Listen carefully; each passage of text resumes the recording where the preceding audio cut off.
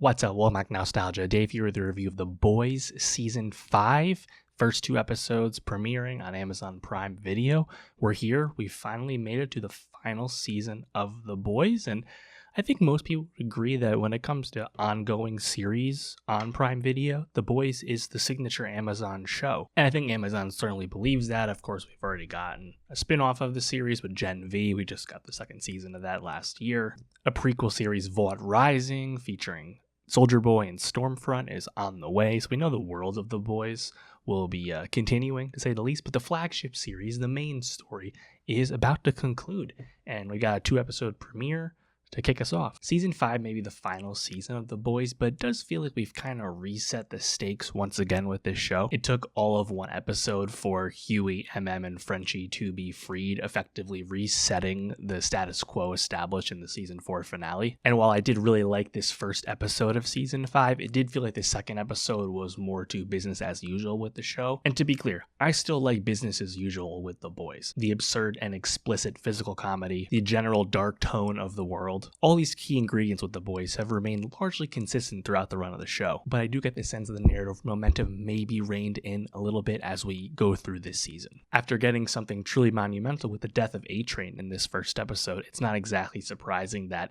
the newly revived Soldier Boy does not actually get killed by the virus by the end of the second episode. That being said, I still trust the storytelling with The Boys, and above all else, Anthony Starr's performance as Homelander continues to astound. He's doing a great job playing a character that has grown increasingly more unhinged and more insecure despite his absolute power continuing to increase. So yeah, I'm rocking with The Boys, and I'm expecting a lot of fireworks with this final season. We'll see how the ride goes. Just kind of some notes about these first two episodes. I mean, I like the introduction of this, televangelist soup preacher played by Daveed Diggs in all of his normal bravado. Clever idea. Once again, of course, lampooning people like a Joel Osteen and things like that. I like that preaching scene at A-Train's funeral. And of course, in this world of The Boys, this absolute world, I mean, Homelander is effectively the president. He has the president's ear. Ashley is the actual vice president. Sister Sage has become the new CEO of Vought. And we're in a world where there's this increasing sectarian violence against humans, against non-super abled people. We have these freedom camps established, internment camps across the country. And now through the world of AI, there is basically a pre-crime effort to round up anyone with previous Starlight sympathy and who has sinned so much as liking anti-Homelander posts on social media. They're all getting rounded up too. Again, there are parallels to contemporary times, contemporary politics that this show continues to nod at. Eric Kripke, the creator, has said that this season was largely written, a few years back, but it's still eerily familiar. And that has always been something that we really like about The Boys. I think that tone and that commentary always being present, but never getting in the way of the actual storytelling. At the end of the day, it's still a very graphic black comedy superhero series. I do like the airplane footage of Homelander threatening people coming back up. Of course, that was the first true level up moment for The Boys way back in season 1, where him and Maeve are on that flight that's doomed to fail, and obviously Homelander doesn't try and save anyone. Iconic scene, I mean, tremendous, and I like that it comes back up and gets hacked into this Vought shareholder meeting.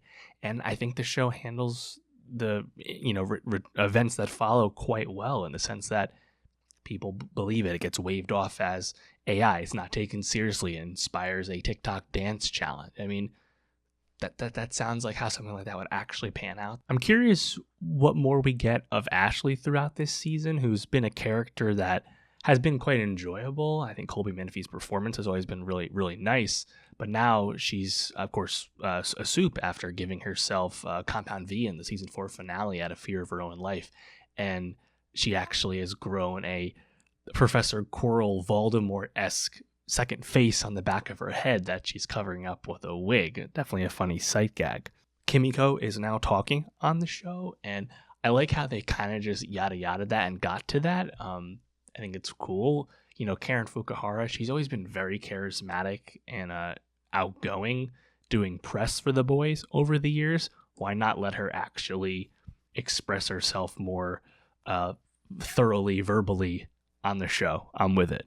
I continue to question the Sister Sage character, which I thought was a nice introduction last season, but just her motives as the smartest person in the world, allegedly, a bit hard to parse at times, right? Even though episode 2 felt like a lot of the normal rhythms of the boys, everyone, in the crew kind of begrudgingly falling in line behind a butcher to go do a task, right? Is something we've seen before.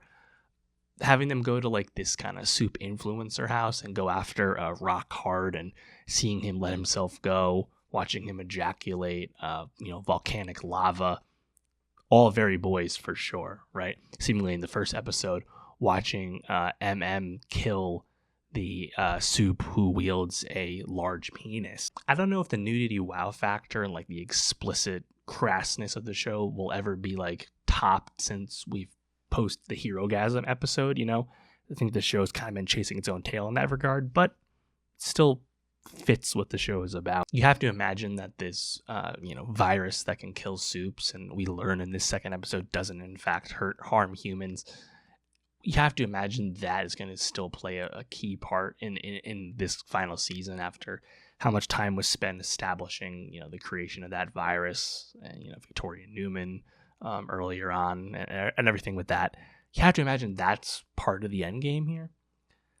I thought it would have been really bold if they did in fact just kill Soldier Boy the same episode they bring him back off the ice, but they didn't do that. Jensen Ackles, his performance as this man out of time as Soldier Boy has always been quite good. It's been a few seasons since we saw him. He had some brief moments on Gen V in a different context.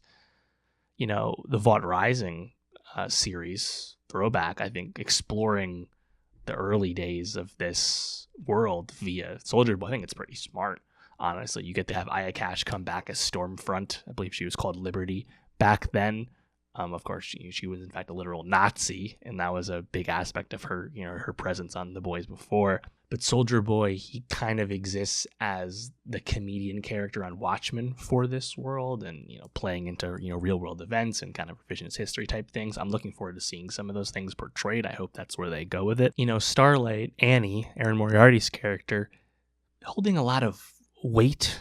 She feels increasingly responsible for the fate that's befallen all of her supporters as someone, she's trying to do good. I'm curious where they take that character. You have to imagine that we're going to get some more loss. Like, I don't expect Homelander to make it out of this series. Maybe his son is the one who helps get it over the finish line there. We'll see. But, having A-Train die, I think that was significant, right? Him finally not running over someone at rapid speed and instead tripping himself over and basically letting himself get caught and killed by Homelander in the process. It was a good way to go out, given that character kind of ran out of steam, no pun intended, the past few seasons. I'll be curious how they handle the Deep as well. I hope they don't want to redeem the Deep. Just let the Deep die, get killed as the pathetic character that he is. I hope that's where they go with it. We're already on to our second Black Noir. That he doesn't really matter. But yeah, I still really just enjoy the world, enjoy the show. It's like really the only superhero television that I watch these days. Obviously, the MCU and Disney Plus really fizzled out.